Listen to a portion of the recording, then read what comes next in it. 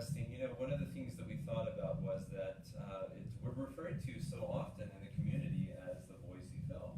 And when we were looking at our rebranding, we wanted a way for it to be a little bit more, I don't want to say catchy, but a little bit more just approachable to those who might not speak our name that often. It might not be on their tongue that often. Right. And so, and certainly in terms of looking at our new logo, we thought it would fit perfectly with that.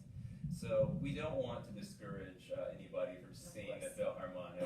By all means, that's certainly not the case, but we wanted to perhaps look at it in this new kind of, what was an adopted way, really. Right. Well, so let's bring Hollis in, because this is your first season, and having somebody coming in new and doing this rebranding kind of maybe gave it some more energy or some more. Yeah, I think so. I think the timing was right. Obviously a new energy in this position. The efforts had already started, but I was able to definitely head them up and help us, complete the rebranding. We used W Design. Christy Wyrick was our designer. She's fantastic. She's awesome. And I've worked with her in the past, so we had a relationship already that worked. We worked really well together. So we just ran with it. We have a new marketing lead here as well, and so the combination of the three of us were able to really take it. I think with Eric's input, and it was about color, it was about accessibility, about contemporaryism, and just really inviting people to take a look at us who might not have in the past.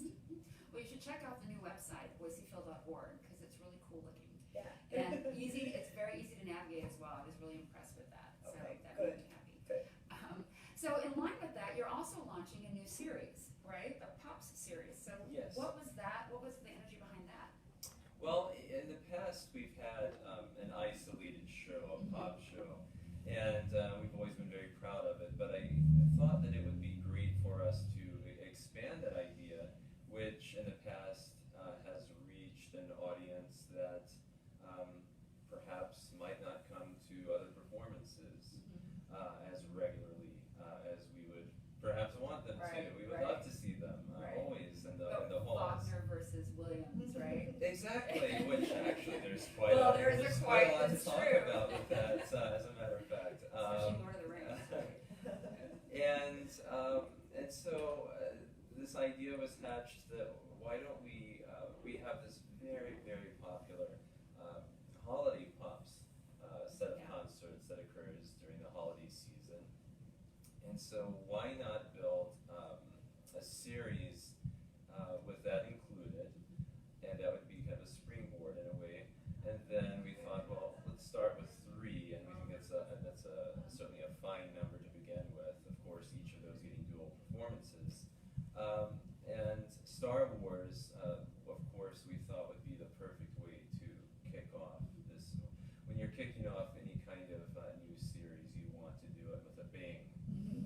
Certainly, and we thought, what better way to do it than with Star Wars? But at the core of it, what we want to do with the pop series is it's all great music, and I'm convinced that music is music, and this is all great music, and it celebrates everything from great film scores this season to holiday favorites of all kinds.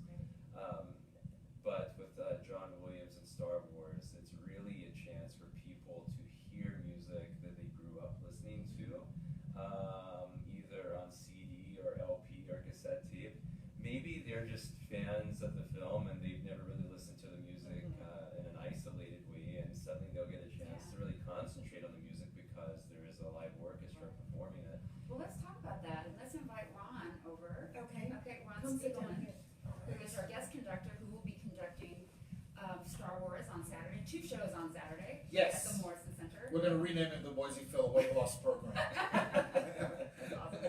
So, Star Wars, this is your, now, talk a little bit about yourself, where you're from, and how many of these film concerts have you Wow. How long have we got? Tell me about yourself. Briefly. Well, I actually grew up in Australia. Oh. And what's interesting is that in 1977, I actually saw this in the theaters with my father. I know I was really, really young. Anyway, I actually studied the trumpet, and the very first thing I ever played that I remember playing as a melody was the theme to Star Wars. I was so taken with it. So I grew up in Australia, studied trumpet with an American teacher actually, and went to school in England, and then I came back to Australia to work as a conductor after I graduated, and basically I've been in the United States since 1994, when I became assistant conductor of the Fort Worth Symphony in Texas. Fort Worth, then went to Buffalo, New York, then to Springfield, Missouri, where I was music director. Now in Tulsa, Oklahoma. I stopped in New York and Lake Placid for 9 years in the summers. Yeah. But I have been doing film since really, I think I was 1993. I did my very first one with the Adelaide Symphony. I did Ben-Hur, the Oh, wow. original 1927 silent film, which is 250 minutes long, no, 180 minutes long, and it's all music. Yeah. And so I got a very early introduction to doing this from early in my career. And I've been doing it ever since, pretty much every year. And this fall I'm doing 4 films. I'm doing Star Wars, Nightmare Before Christmas, the Harry Potter Chamber of Secrets, and Home Alone. Wow. So in the next 2 months, 2.5 months, I'm doing those 4 films. Well, I went to the Chamber of the Sorcerer's Stone that the Philharmonic did last Yes. season with Cineconcerts, and I decided right then I only want to see movies with a live orchestra because it was so dynamic and engaging Right. and exciting. I mean, it's just like it makes it something more special. What people don't realize is that in the age of silent film, film was never silent. There was live music. Right. And Right. so movie houses in the early part of the century, 20th century, actually had orchestras that they paid to play in the movies. Or smaller theaters would have, a combo. And that's, where improvisation really started. In fact, I've seen some great comedy troupes that actually redub silent film live with different words, and Oh, that's fun. they'll have a piano player, and it's absolutely hysterical. But orchestra and live orchestra and film is a very early concept. And then, of course, when the talkies started, there were soundtracks. And then when people like Korngold, who's a serious composer, European composer, came and started writing film scores, that's when really the idea behind a symphonic experience in film started. And if you look at it, with all the special effects you have in all the films, there's almost no synthesizer or any kind of electronic music in Star Wars or any of these science fiction. Right. It's full symphony orchestra. Right. And that's where it gets its breath. And Well, Yeah. Prokofiev did film score. Right? well, yes, he did, Alexander Nevsky. But it's funny you mention Prokofiev, because people talk about John Williams as what's Wagner, it's Holst, it's Stravinsky, it's Mahler, there's all of that. Mhm. But he actually owes quite a bit to Prokofiev. Yeah, yeah. There's a lot of Prokofiev in John Williams' film scores. You see it anytime he has a cute creature, whether it be in Harry Potter or the Ewoks. It's Prokofiev Yeah. that you're hearing, and in the original Star Wars there is some of that as well. When you see the Sand People, Oh. R2D2, that music is very indicative. And even it's interesting in this version of the film, they've restored the Jabba the Hutt scene, which was cut from the original film. It's in this version, Oh, wow. and the Jabba scene is very Prokofiev. It's a big tuba solo. So and so there's a lot of ballet in it too That's as funny, well. yeah. You get the sense that this wonderful sense of this movement, and basically when the film takes off, the music does as well, and that's what's wonderful about John Williams scores, and I love doing it. Well, let's talk a little bit about, this is a pops concert, right? But it's pretty serious classical music, and you were saying music is music. And to realize that classical music really is something that's incredibly live and vital and with us every day, whether we realize it or not. People are afraid of classical music, but John Williams is a classical composer. Well, not many people realize who are in classical music that John Williams actually writes classical music. I mean, he wrote an amazing tuba concerto. He wrote a bassoon piece called, I think it's Five Sacred Trees.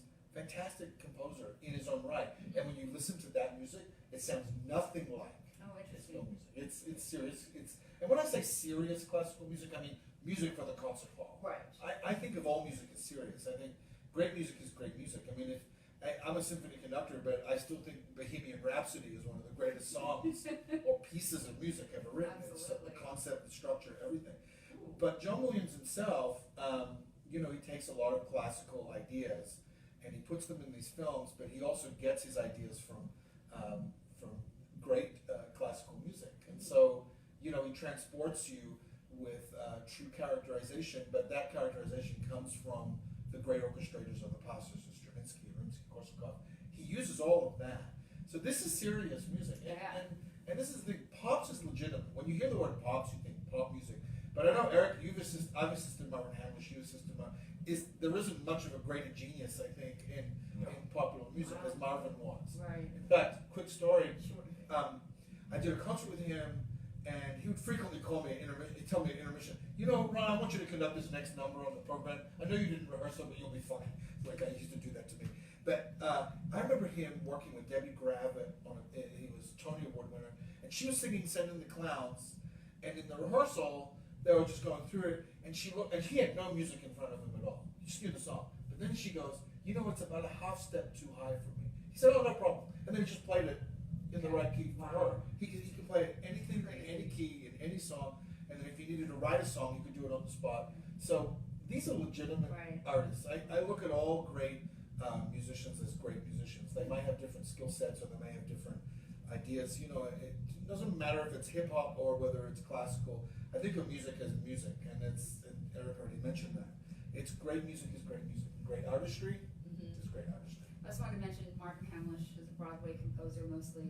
A chorus line. Right, chorus line, which is most famous. And his funniest story ever was when he wrote a chorus line. It was called Chorus Line. But he and Michael Bennett were like, we're not sure if this is going to work. And they noticed in the New York Times it listed it alphabetically. So that's why they put in Chorus Line. That's the reason it's called that. Yeah, no, he was amazing. I love his stuff. Okay, I think we're good. Thank you guys. Thank you So much. 2 shows on Saturday, 2:30 and 2 o'clock 2 and o'clock 7:30. and 7:30 at the Morrison Center. Star Wars with the restored Jabba the Hutt scene, Yes. live orchestra. Live orchestra. It will rock your world. It's going to be extraordinary. And I can't wait to work with these musicians. I've worked with them quite a long time ago now, so I'm really glad to be back here and working with them. And it's quite a complex system that we have set up, but I know them well enough to